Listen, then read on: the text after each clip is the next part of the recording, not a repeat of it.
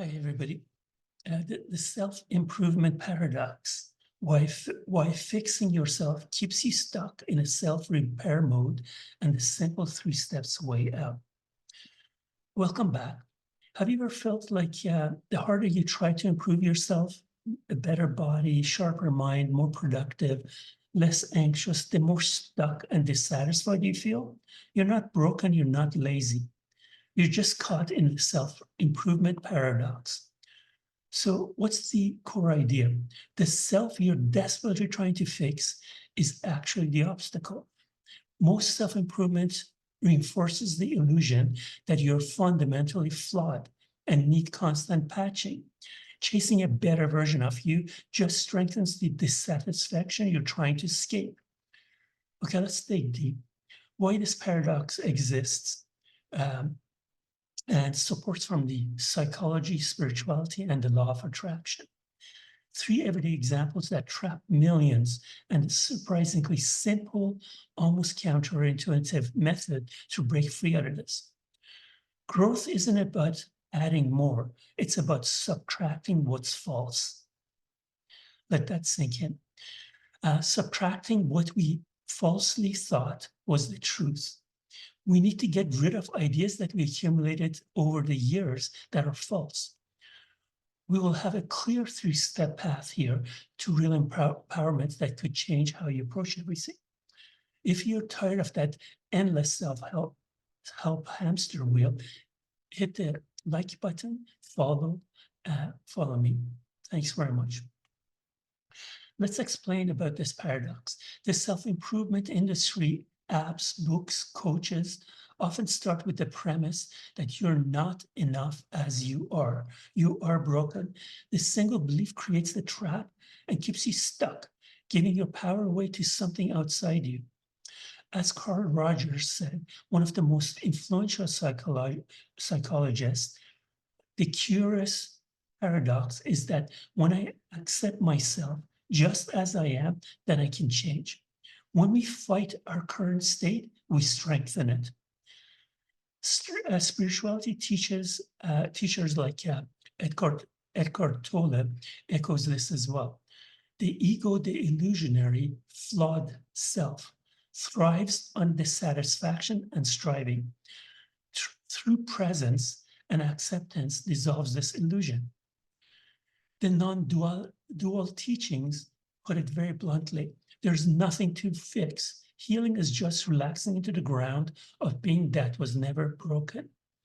So here's the psychological aspect. What we resist persists. Carl Jung and Eckhart Tolle both highlighted this. Fighting something gives it more energy. We're wasting our valuable energy, giving it away to something outside ourselves. That doesn't heal us. It traps us to a parasite energy outside us. Look into the universe as a mirror. The concept of the mirror energy is this, that what you put in reflects back to you. If you struggle with your image to make it smile, it won't until you smile first. You must start the smiling first, and the mirror will reflect that back to you.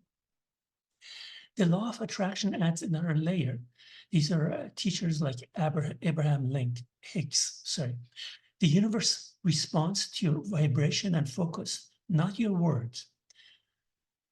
It drops the nots, the not this, not that.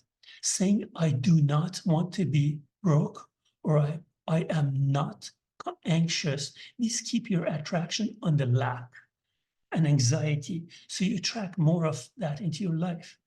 The word not, or the wishes of not, attract more of that. You become more lack, you become more broken. When you make wishes framed in negation, using words like not, it backfires because resistance is the signals that you're sending out as a wish to the universe. Growth comes from subtraction, not addition.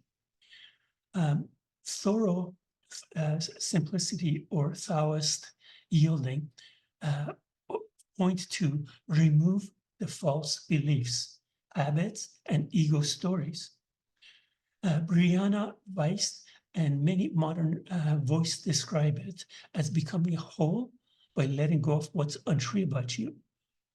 Get rid of what you've accumulated. When you send out to the universe gratitude and acceptance, you shift from fear, lack, to an empowerment state. Many coaching methods trap you into your never enough loop because you keep pointing at the flaw. You focus on the flaw, you're watering it more, giving it more power. It's a downward spiral down to hell. What's the way out? Self-empowerment through radical acceptance. Here's the nuance. This doesn't mean complacency or ignoring real problems. It means acting from a wholeness state, not self-rejection. Yes, in some cases with deep trauma or clinical issues, there may be a need for professional support alongside acceptance, not instead of it. The paradox holds across contexts. So what are the mechanisms at play here? Let's look at them from a different lens. The ego reinforcement is dissatisfaction that fuels the ego's survival. Eckhart Tolle calls it the pain body. From the psychological resistance, stress from self-criticism activates the fight or flight mode, making change even harder. If you look at the vibrational mode, the mirror effect of the universe, you attract what you focus on. Gratitude creates a new signal. This is the exit escape out of all this loop. The hedonic treadmill, where we get used to improvements and chase the next fix, never feeling whole, always running on this never-ending treadmill. The idea that you're flawed in itself is flawed, rooted in fear, not truth. So here are 3 easy daily world examples of the trap and how to force our way out of this loop. Here's example 1. The body image, the diet trap. Daily morning, this is the daily morning mirror or mealtime. You step on the scale, see the number and think, I hate this flawed body. I need to stop eating junk and force a strict diet. The negation and self-loathing creates guilt and stress. Craving spike. Resistance strengthens them. You fall off the plan, you feel worse, and the cycle repeats. Instead of subtracting the false belief, my worth is equal to my weight, you're adding more rules from this lack. So accept your body now with gratitude as it is. It got here for a good reason. I made the right choices all along the way at every corner, the best that I could at the time. And this gratitude state, you shift gently and with love and not forceful, not self-judgment. Here's another example, the productivity procrastination loop. I keep procrastinating. I'm so lazy and flawed.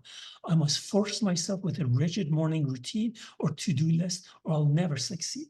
This is the harsh self-talk, creates anxiety and overwhelm. The brain rebels. What you resist persists.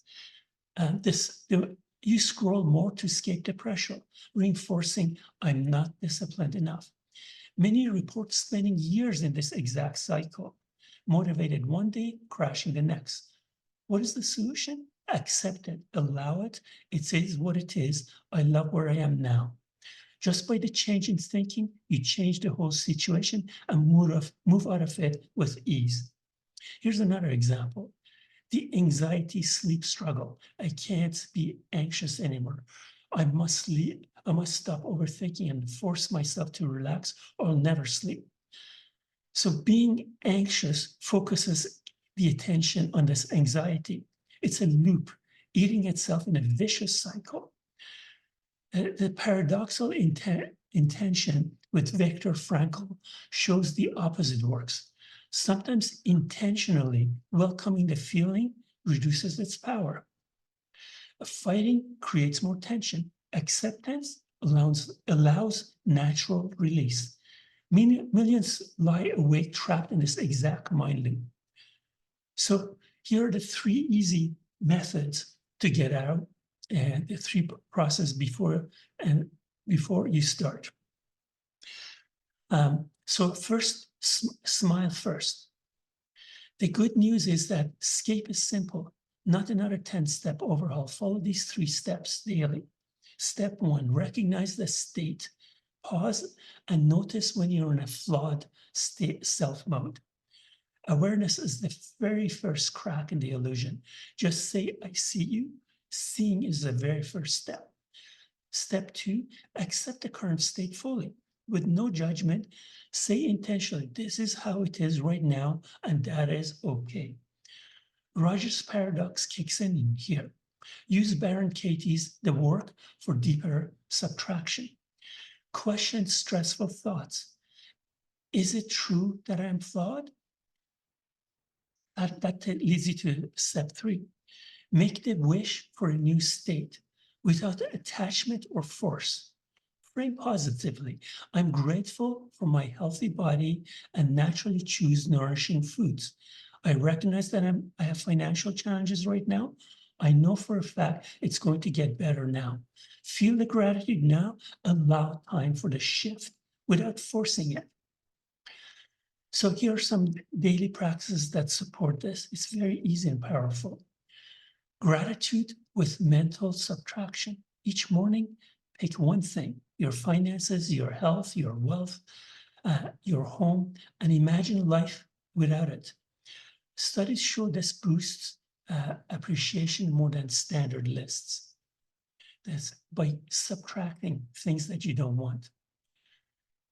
Another one is do the mirror exercise. Smile first at the mirror, literally, and watch the mirror smile back. This is an extremely powerful practice. Just sitting on the way in your car in the morning, put the smile on your face for 5 minutes, and you may look silly, but your life will change. I grant you, will guarantee you that it will do.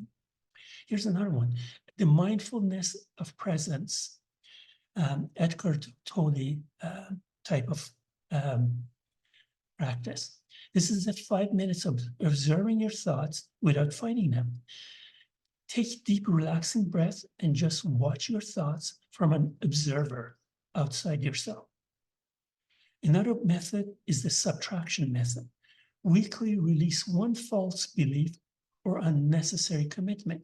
Write a list on a piece of paper of all these negative beliefs and poof, all gone. Burn them all. I don't need this stress anymore. Do them consistently for 2 weeks and notice the shift from struggle to flow.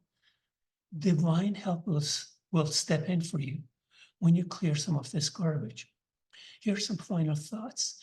The self-improvement paradox shows us that true wholeness comes from removing what's false, not piling on more fixes. Acceptance, gratitude, non-attached intention are the exit ramp out of this loop. So here's the nuance. Improvement still happens, but from empowered state, not from fear. So what are you going to get out of all this? You get more peace, sustainable change, better relationship with yourself and others. If persistence feels overwhelming, combine this with therapy. Get some help, but don't give your power away. You've got the tools that you need already. Start tonight, accept one thing you're fighting, feel gratitude for the way it is right now, then softly wish for the next evolution. Please go ahead, like, subscribe, thumbs up, leave a comment. Thanks very much. Peace with you.